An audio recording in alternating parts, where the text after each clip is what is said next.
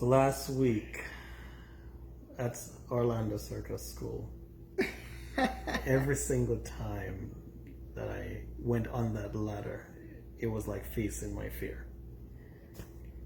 Hey y'all. So, I don't know if you caught that, but he's talking about Circus School. Our family took a little staycation last week, and one of the things that we got a chance to do was experience what it was like to be in the circus. Yep. Whose idea was that? It was Ton's, definitely. Well, not really. No? That was really the girls' idea. Oh, they had okay. mentioned it first. Okay. I just went along with it. I thought it was pretty cool. Well, she came to me and asked me, what do you think about it? Initially, I was like, not really sure. But then, got on board. You told me that it sounded kind of fun. Oh, true. It sounded fun. Right? Sounded. Yeah. Yeah. So, what day was it? Was it Thursday? Yep. All four of us, we have two girls. We got a chance to get some lessons on the flying trapeze. Oh, so yes. that was pretty cool. And, we were talking on the way home and, even after we got home, just debriefing a little bit about the experience. It was pretty interesting that there were a lot of lessons that I believe both of us learned. I know for me, it was a matter of faith, because the girls, they like the thrill, they like the excitement. I like things that I can calculate. I like things that I know the outcome, and Predictable. yeah, I like things that are predictable. and every time I went up that ladder, I did not know what was going to happen, and that scared me. It was really scary, and I just had to be praying and saying, you know what, I'm going to face my fear by taking action, by just listening to the instructors and do what they tell me to do, and hopefully I don't make a fool of myself. No, you didn't.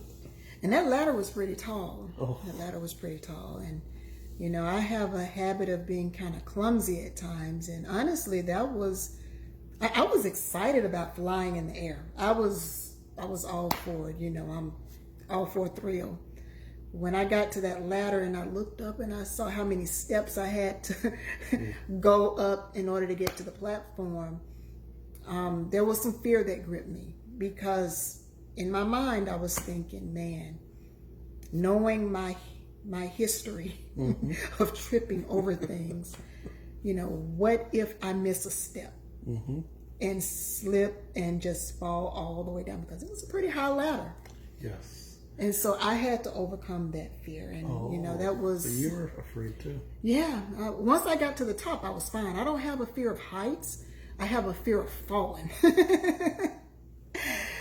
But I realized that that's the thing that's usually in the way of us reaching our goals, of us, doing something different, of us getting an outcome that we so desire. There's gonna be that fear of the unknown, the fear of what if, and you have to face it.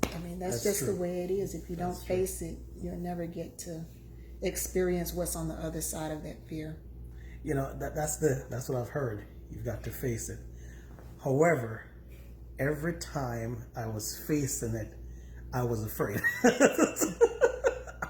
I thought that after the third, fourth time, that I would have gained a level of confidence, that I would no longer be afraid. But the instructors keep adding more steps along the process. So every time you got a level of comfort, and you find a comfort zone, then they stretch you, and now you're going into another zone.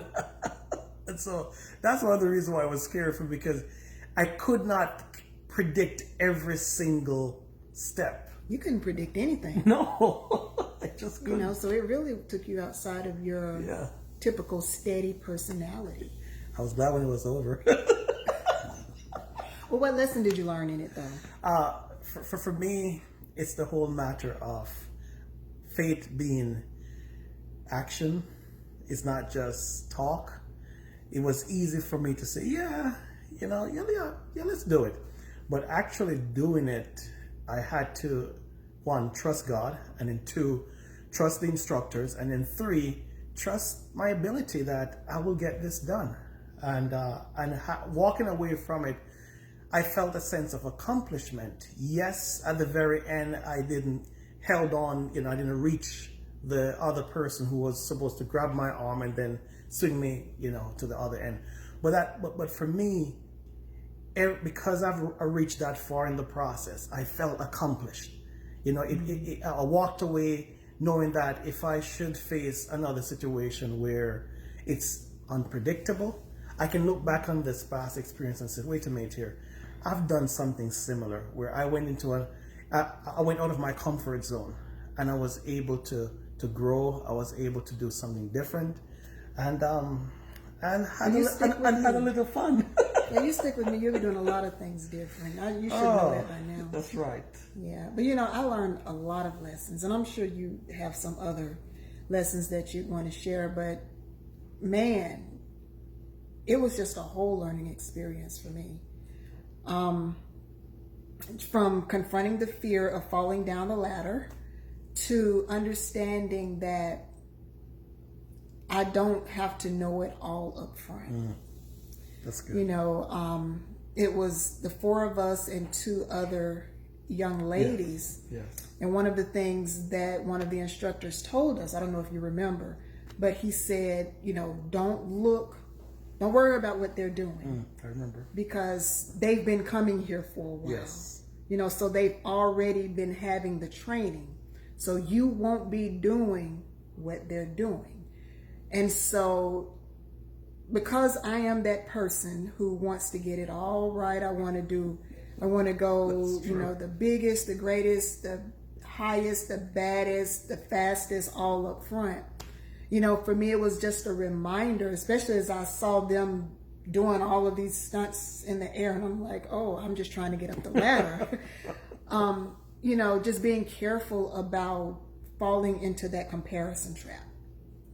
We talk about the comparison trap, the 8 gaps, to intentional living. And it's easy for us to look at how well someone else does something and compare ourselves to them. But we have to realize that we're at a different level, and it's okay for us simply to start where we are. You mentioned the 8 gap traps. One of them is talking about you have to feel like you're ready, and the truth is you're never ready. And walking into the Orlando Circus School, definitely we weren't ready. We were going to be doing something new, and even after several attempts, and even after giving us each time more challenges to overcome, at the very end of the night you realize, hey, I'm still not ready, and it gives you that confidence that Tanya said this, done beats perfect, and yeah, we get that from Kay and Shai yes. with our marketing mentors. Yes, they talk about that, and Chris yes. Robinson. Yes, done beats perfect. Just yes. do it. Yes. It doesn't have to be done, exactly perfect the yes. first time. As a matter of fact, if you do it the first time perfect, you have absolutely no room for growth. Yes, and it's interesting is that after you've done it, that momentum starts to build. Because even when I got to the point where I was exhausted, and I said to the trainer, I'm so tired, and he said, you can actually sit out the next round. By the time everyone went and it was my time to come, that excitement, and because the momentum was flowing and I was already in the motion of doing it, I still went on. That's adrenaline. You see, because I was in motion.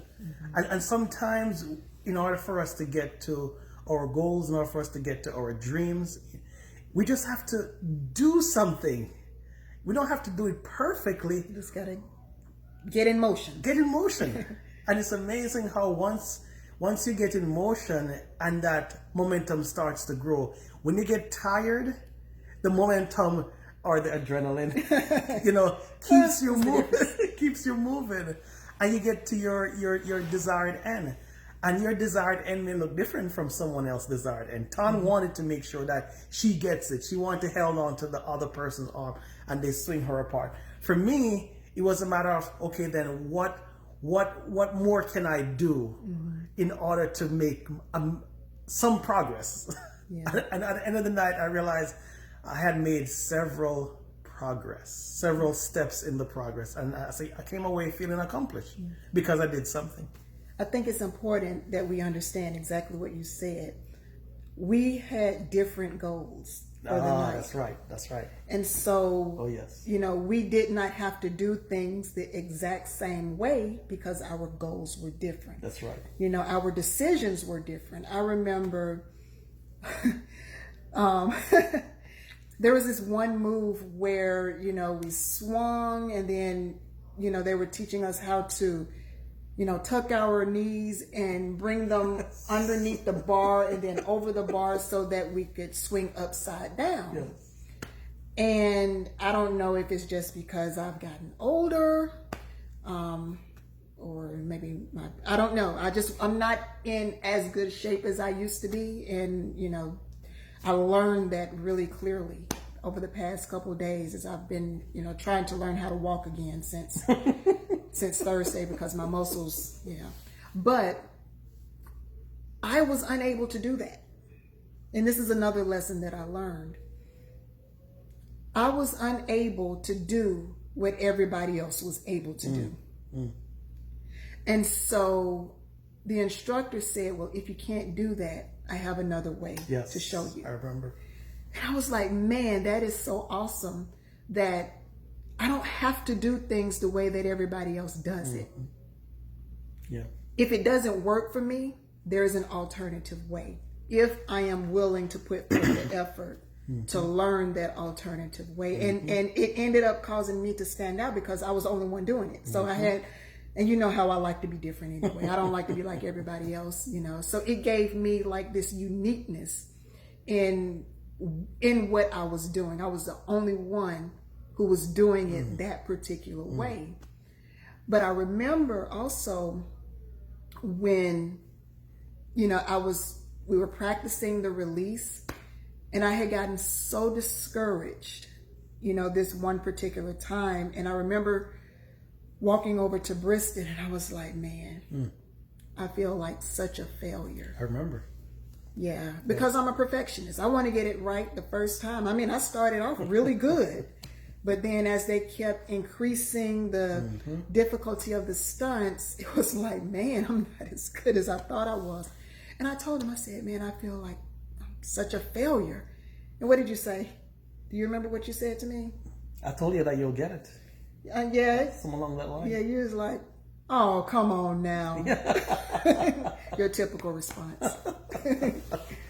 And so I was celebrating when she made it on that last attempt. I know for her, that was her goal. For me, it was more of growth. Growing beyond my fear. Facing the unpredictable. Facing the unknown. And be able to stretch and to do something that I've never done before. Remember, my set of personality. So that was it was a win-win by the end of the night. The girls definitely enjoyed it. Yeah, they did, and I did too. I won't go back after I recover, you know. But even after that failure, I remember the instructor telling me, "You can rest as long as you want to. You don't have to go again if you don't want to." But I asked the question. I said, "Tell me what I did wrong." And that's a question that we have to be willing to ask. We ask ourselves, we ask others. When things don't go well, when we miss it, don't be afraid to evaluate and say, what did I do wrong? And so I listened as he told me, you know, everything that I could have done better, and even took me off to the side to kind of practice a little bit. And I implemented that. And as bad as my body was feeling, I was feeling like Gumby, like everything in me was just all my muscles were just at their max, but I was determined, and I had to push past, you know, what I was feeling in my body, because I was determined to get that release. And at the end of the day, you know, I could hardly walk. I had some bruises on the back of my leg because I had some rope burns. But for me, all of the pain that I had to endure in order to finally get to the end of my goal was so worth it, because I felt accomplished. You know, I felt like my time was worth it. I'm like, yes, I got it. And that's how we have to be. You know, we cannot hit a place of difficulty and then say, well, it's too hard, or it hurt, because I mean, that's life. You have to run into difficulties. It's the difficulties that when you press past, you get to build the muscles. You know, you can't, you know, your muscles build, you know, the more pressure and the more weight that you put on them. So yeah, I was excited when he caught me. Oh yes. I was like, yes. I was excited too. Yes. And I was the last one to do it. So yeah, that was good. I enjoyed it. You going back? Now, that's another conversation. Well, I mean, this was just a very informal conversation, because we learned a lot during that experience, and we want to encourage all of you just to be willing to go about your life and look for those teachable moments, because they're there. This is about personal leadership. You know, we're leaders, you know, and we train leaders. One of the things that we know is that if we're going to lead someone else, we have to first learn to lead ourselves. And so in the process of leading ourselves, we have to be open to those teachable moments so that we can grow ourselves in order to help others grow. Yes. So what would you encourage our listeners? You know, for me, it's always interesting to hear what others have to say, because you have a story, you have teachable moments. There are things that you're learning that can add value and will add value to others. So share, please. You know, don't keep just your learning to yourself. Share your teachable moments, and then add value continually to others. So for me, that would be the challenge, Don. Would be, you know, that this will spark something in you, and it will cause a chain reaction to spark something in someone else, who will do the same for someone else. You know, and my challenge would be to take inventory.